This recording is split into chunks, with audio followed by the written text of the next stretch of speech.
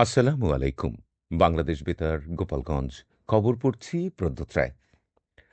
খাল খনন কর্মসূচি সফল হলে কৃষকরা সহজেই সেচের পানি পাবে এবং দেশে ফসল উৎপাদন বৃদ্ধি পাবে বলে মন্তব্য করেছেন সংস্কৃতি বিষয়ক মন্ত্রণালয়ের মন্ত্রী নিতাই রায়চৌধুরী। গতকাল দুপুরে ফরিদপুরের বোয়ালমারী উপজেলার নদিয়ার চাঁদ এলাকায় খাল খনন কাজের উদ্বোধনকালে তিনি এসব কথা বলেন।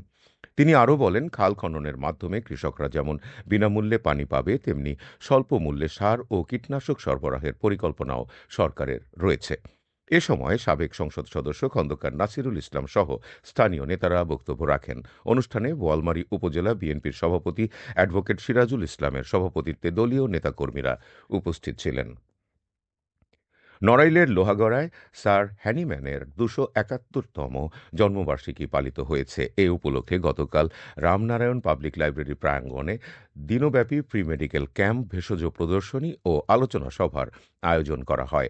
লোহাগড়া উপজেলা হোমিওপ্যাথিক পেশাজীবী ডক্টরস অ্যাসোসিয়েশনের উদ্যোগে অনুষ্ঠিত আলোচনা সভায় সভাপতিত্ব করেন ডাক্তার হায়াতুদুর রহমান উজ্জ্বল। এতে প্রধান অতিথি হিসেবে বক্তব্য দেন নড়াইল ২ আসনের সংসদ সদস্য মোহাম্মদ আতাউর রহমান বাচ্চু।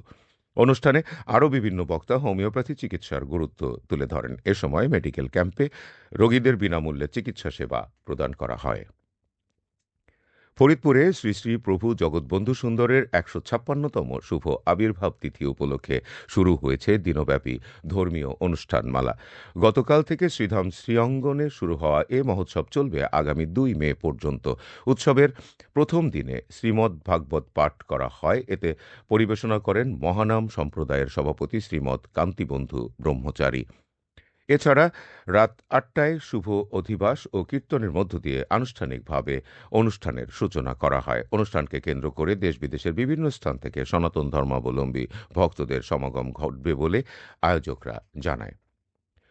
গোপালগঞ্জে মৃদু তাপপ্রবাহ বয়ে যাচ্ছে। এতে তীব্র গরমে জনজীবনে অস্বস্তি বেড়েছে।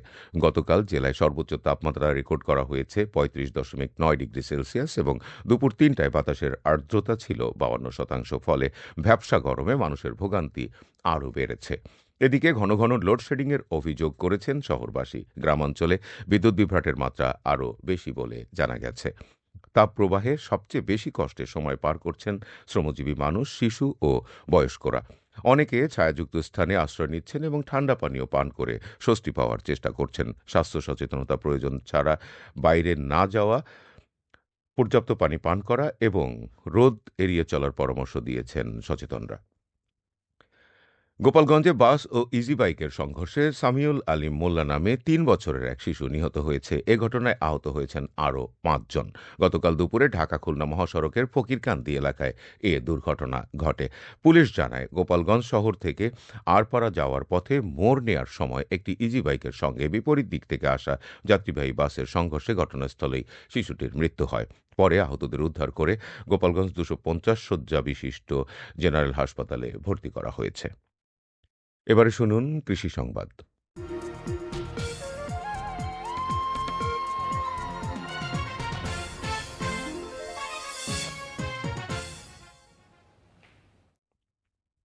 গোপালগঞ্জে চলতি অর্থবছরে তিসি চাষে ইতিবাচক অগ্রগতি লক্ষ্য করা যাচ্ছে। জেলায় এবছর ১৯ হেক্টর জমিতে তিসি আবাদ করা হয়েছে। কৃষি বিভাগ জানায়, হেক্টর প্রতি গড় উৎপাদন ধরা হয়েছে ১.১২ মেট্রিক টন।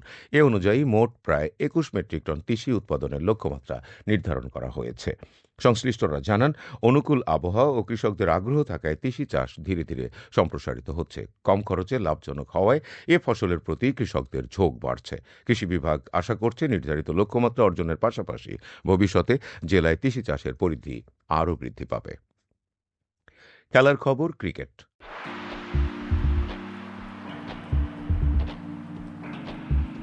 ফরিদপুরে prime bank national school cricket টুর্নামেন্টের ১১তম আসরের জেলা পর্যায়ের ম্যাচে ফরিদপুর জিলা স্কুল বড় জয় পেয়েছে। গতকাল ফরিদপুর স্টেডিয়ামে অনুষ্ঠিত ম্যাচে ফরিদপুর জিলা স্কুল আজিজুল উলুম দাখিল মাদ্রাসাকে ৩১৯ রানের ব্যবধানে পরাজিত করে। প্রথমে ব্যাট করে ফরিদপুর জিলা স্কুল ৪৫ ওভার ৪.৪ বলে ৪৫৯ রান সংগ্রহ করে।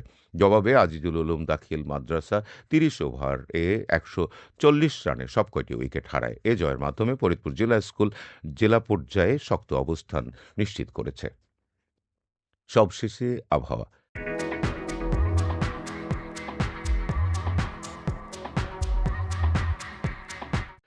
আজ বেলা ১টা পর্যন্ত দেশের অভ্যন্তরীণ নদীবন্দরসমূহের জন্য আবহাওয়ার পূর্বাভাসে বলা হয়েছে, রংপুর এবং ময়মনসিংহ অঞ্চলসমূহের উপর দিয়ে পশ্চিম অথবা উত্তর-পশ্চিম দিক থেকে ঘণ্টায় ৪৫ থেকে ৬০ কিলোমিটার বেগে অস্থায়ীভাবে দমকা অথবা ঝোড়ো হাওয়া সহ বৃষ্টি অথবা বজ্রবৃষ্টি হতে পারে। এসব এলাকার নদীবন্দরসমূহকে ১ নম্বর সতর্ক সংকেত দেখাতে বলা হয়েছে। খবর শেষ হলো। আমাদের পরবর্তী স্থানীয় খবর প্রচারিত হবে সকাল ১০:৩০টায়।